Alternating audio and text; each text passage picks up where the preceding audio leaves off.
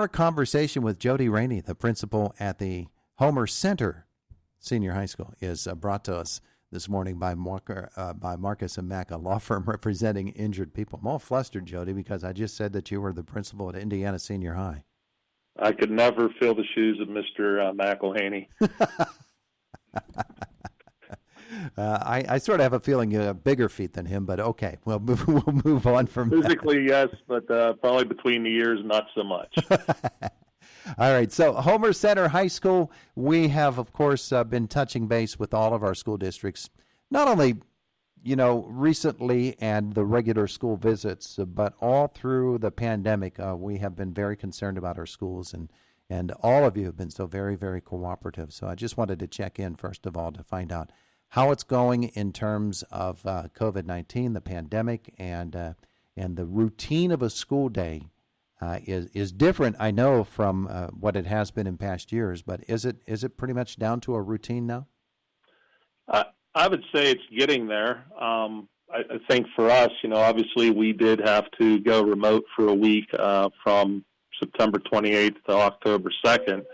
And we learn a lot every day. And so I think that, we kind of, continuously are evaluating, not only, COVID guidance and procedures and improve upon what we're trying to do, but we also academically, we had a meeting, have a committee I meet with teachers and the other day, and we talked a lot about, with some of the leniency with attendance and even academics, we don't want to lose sight of the integrity of our academic programs. We know we have to be flexible, so we continually improve. And I think, I go back to March and where we were in March, especially with our remote learning and our use of instructional technology to where we are now is like light years.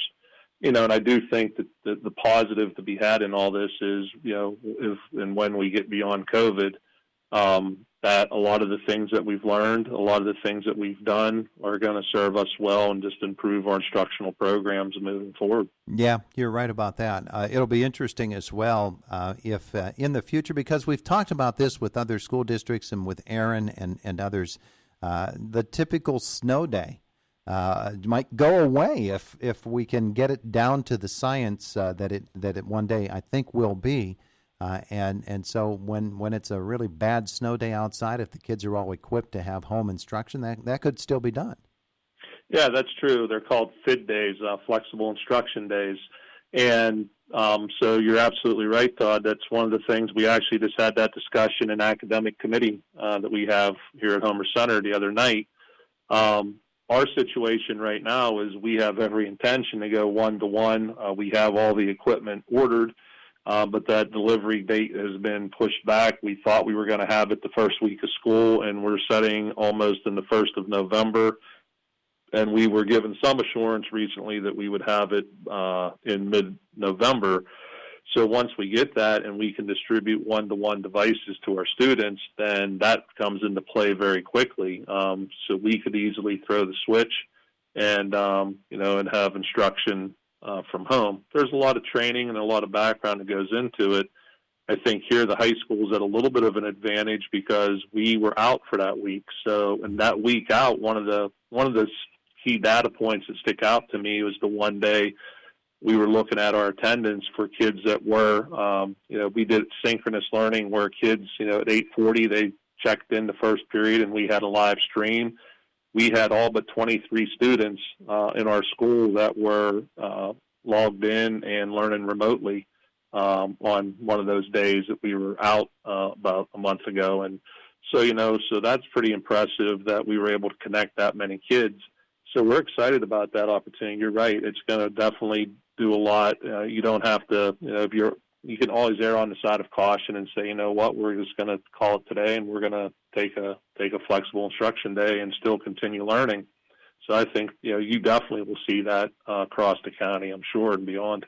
And because of that, because of the fact that they'll be so equipped, those become more than just a school day substitute type of thing. It becomes a real tool in their learning. It expands their ability to gather knowledge from around the world by internet. Yeah, absolutely. And I think, too, the other thing, it helps, I think every school district, especially in COVID, but even pre-COVID, coming across substitutes has been very difficult.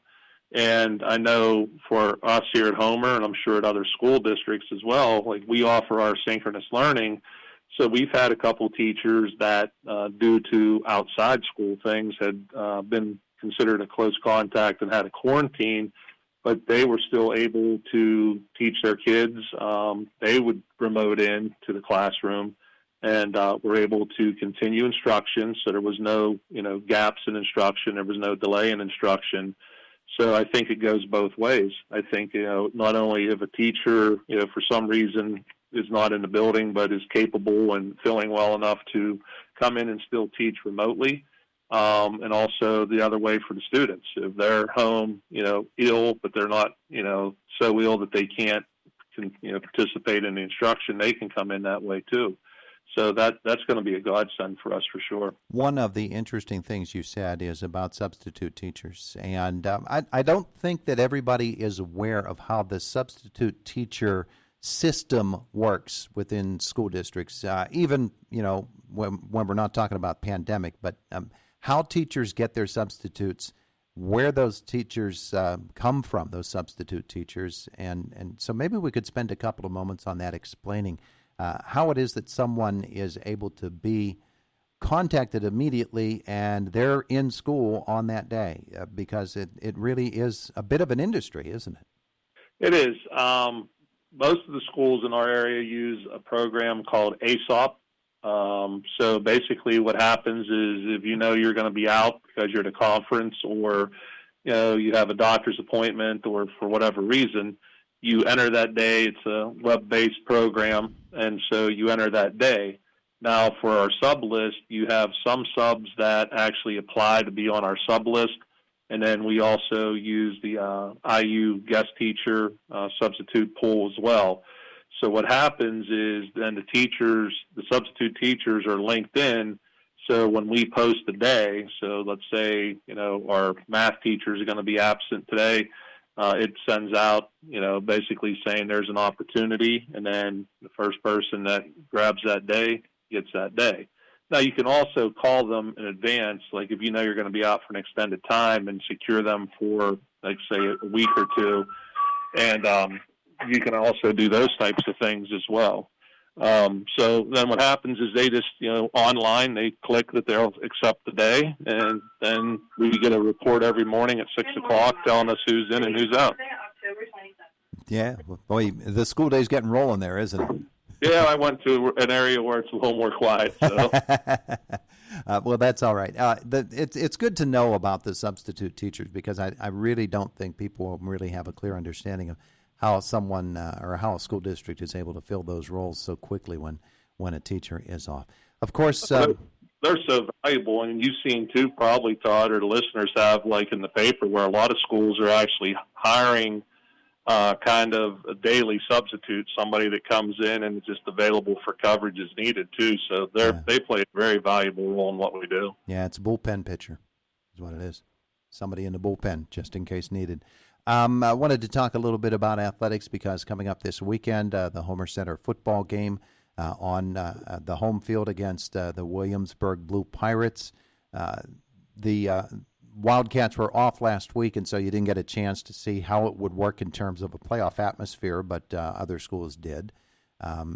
So is there any guidance people need to know about football this weekend in terms of their being able to attend the game?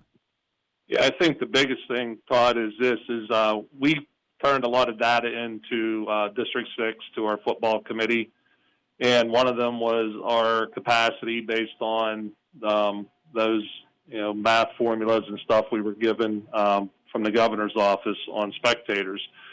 So for us, right now, what we've done is, obviously, since it's a home game, our band, our cheerleaders, and our football team, obviously all three will be participating.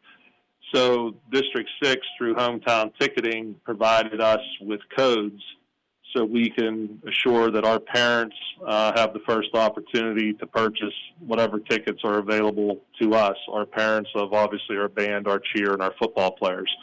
So we gave that information out yesterday. And then we will be analyzing that tomorrow morning and then posting and making announcements if there are. I don't anticipate it. If there are any, general public tickets available. But if there are, we will post that information tomorrow. But I don't anticipate it. So on top of that, it's going to be, we will stream it, through Renda. You guys have been very gracious to our home games this year and helping us do that. So, so we'll be posting the links up as soon as we get them. And folks know, I think by now, don't walk up to the box office expecting you're going to get a ticket and get into the game because it's online only. Yep, only online tickets, so you have to purchase them online. There'll be no paper tickets accepted. And it's going to be for us, for our community, it's going to be pretty much generally what it has been. It's been pretty much all season. It's been our parents of our players, our cheerleaders, and our band for home games.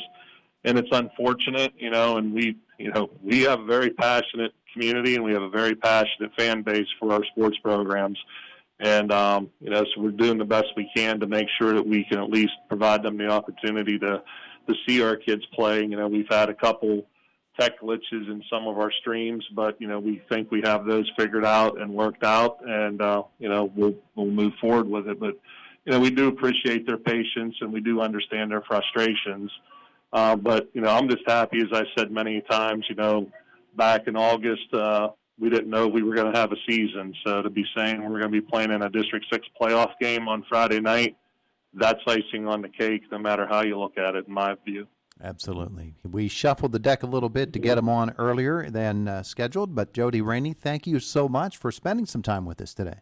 Yeah, you're welcome, Todd. I'd give a real quick shout-out, too. Our volleyball team will be entering District 6 playoffs next week as well.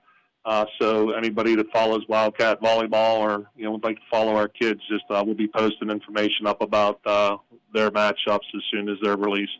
Terrific stuff. Thanks, Jody. All right. Thanks, Todd. You have a good day. You too. We'll see you. It is the voice of Indiana County, WCCS 101.1 FM AM 1160. 1 FM AM 1160.